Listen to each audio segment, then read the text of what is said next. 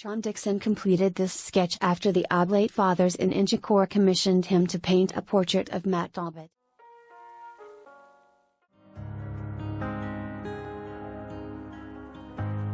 Matt Talbot was a quiet man who never talked about himself.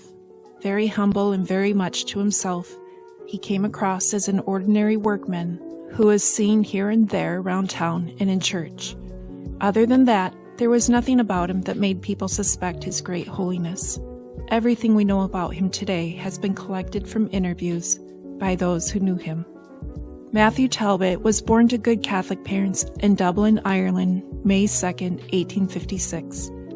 Despite his Catholic upbringing, he had very little faith and was very uninspired by it.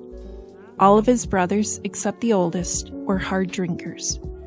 He hated school. He wasn't very bright. At age 12, he began to work as a messenger boy for a wine merchant. It was here that he began to sample the drinks. By 13 years old, he was addicted.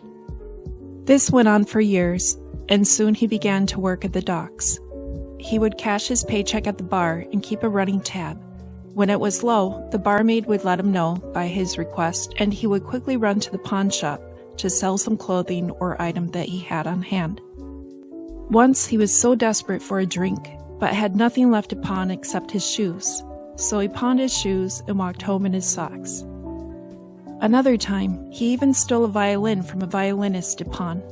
Later, after his conversion, he would try to make up for this by buying back the violin and track down the owner, which he wasn't able to find. A day in the life of Matt Talbot began somewhere about 2 o'clock in the morning when he rose from his bed to pray.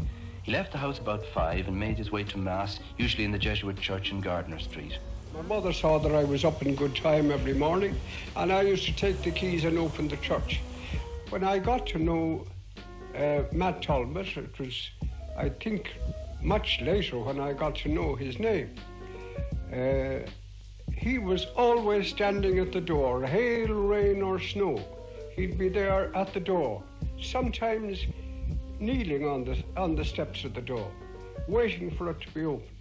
And I opened and he went in, and he usually went to the side altar, the Blessed Virgin's altar, and he prayed there.